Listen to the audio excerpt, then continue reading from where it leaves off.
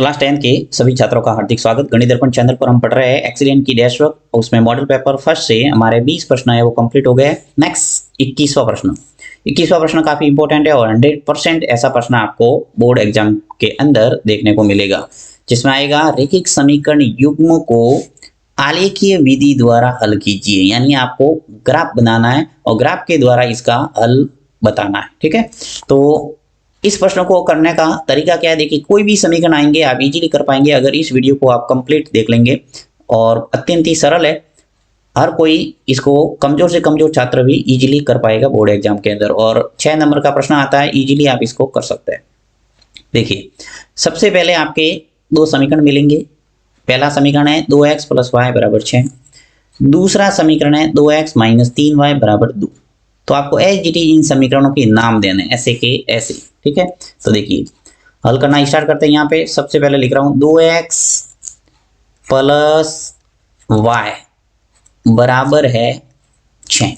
ठीक है, ये पहला समीकरण है, इसका नाम दे दिया मैंने समीकरण नंबर 1। दूसरा समीकरण है मेरे पास 2x - 3y = 2, समीकरण नंबर 2।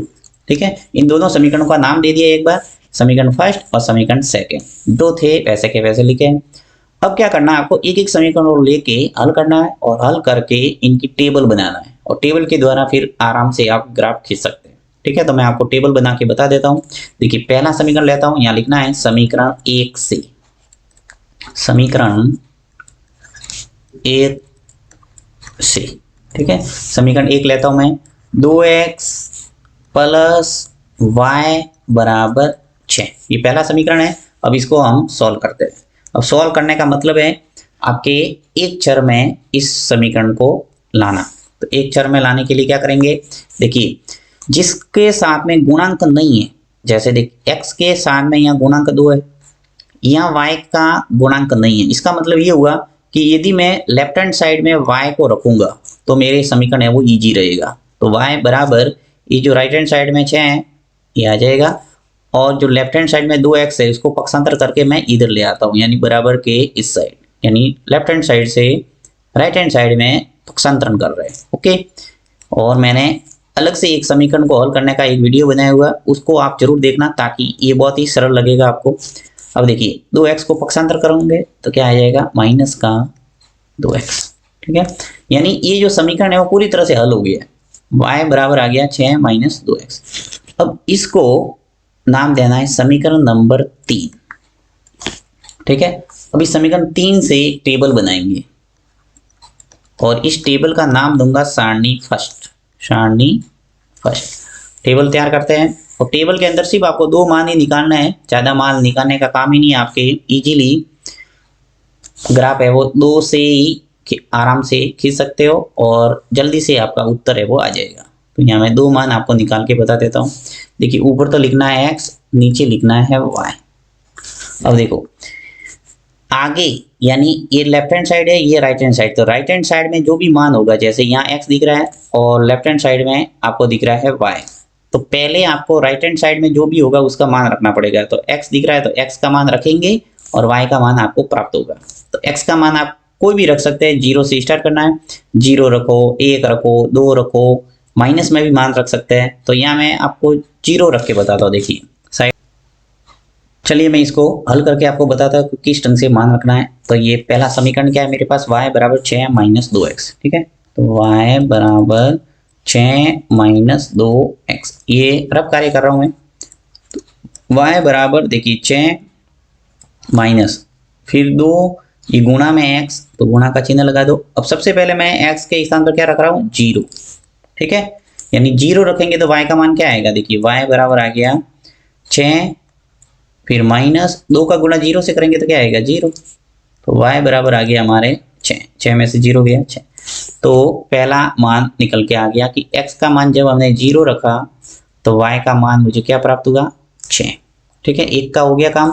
अब आप दूसरा मान रख लो कोई भी, जैसे और मैं दूसरा मान आपको रख के बताता हूँ। देखिए y बराबर 6 आप कोई भी रख सकते हैं। देखो 0 रख दिया, उसके बाद 1 रख लो, 2 रख लो, 3 रख लो, कोई भी रख सकते हैं। तो अब मैं आपको जैसे 3 रख के बताता हूँ। ठीक है।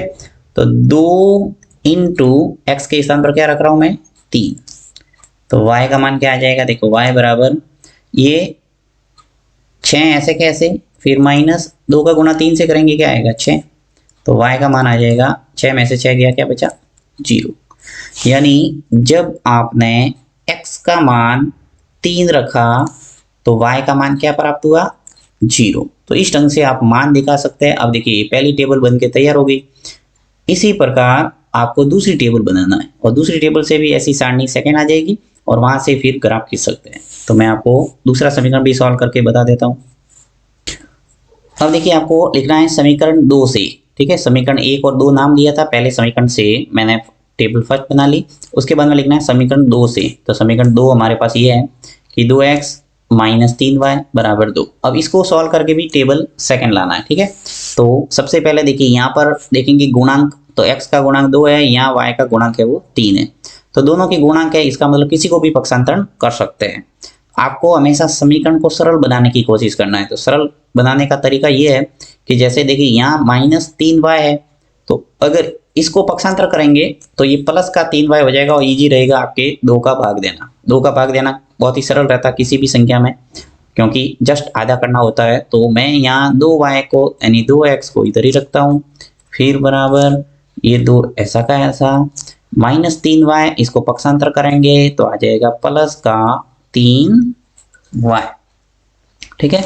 अब देखिए x का जो मान है x बराबर आ जाएगा 2 प्लस 3y।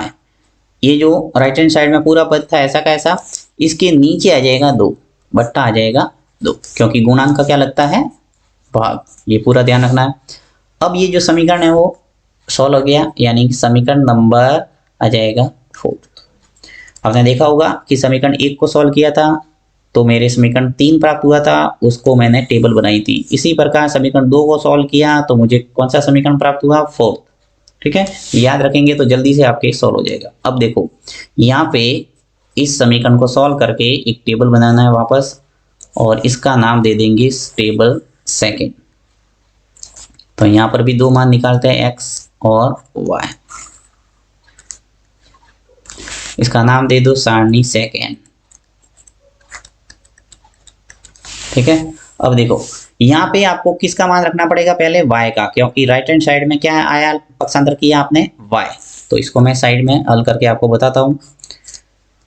x बराबर आपके है 2 प्लस 3y बट्टा 2, तो x बराबर ये 2 प्लस 3 ऐसा का ऐसा, y के स्थान पर यहाँ पर भी मैं 0 रख रहा हूँ, पहले ये 0 रखा फिर बट्टा 2, तो x का मान क्या आ जाएगा देखिए 2 प्लस 3 का गुणा यहाँ 0 से होगा तो 0 आ जाएगा बट्टा 2, तो x बराबर देखो 2 प्लस 0 क्या आ गया 2 और 2 बट्टा 2, x का मान आ जाएगा 1। 2 में 2 का भाग दिया क्या आ गया 1।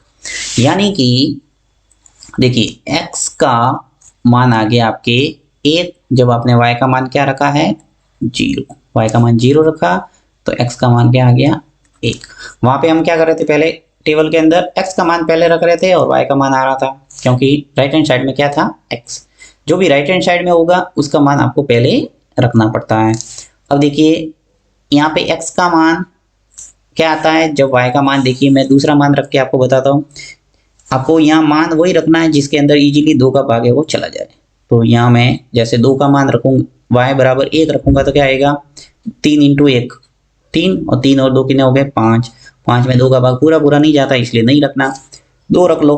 y के स्थान पर जैसे 2 रखेंगे तो 3 इंटू 2 कितने हो गए 6, 6 और 2 कितने हो गए 8, 8 में 2 का भाग इजीली जा रहा है 4 बार। तो कैसे देखिए सॉल्व करके बताता हूँ।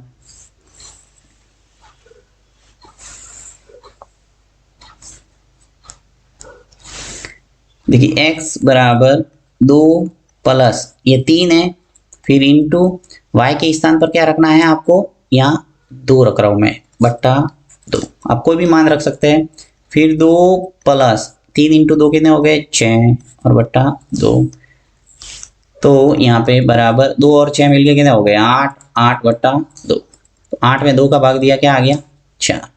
तो जब आपने y के स्थान पर 2 रखा तो x का मान आपको कितना मिला 4। तो सारणी सेकंड भी आपके तैयार हो गई।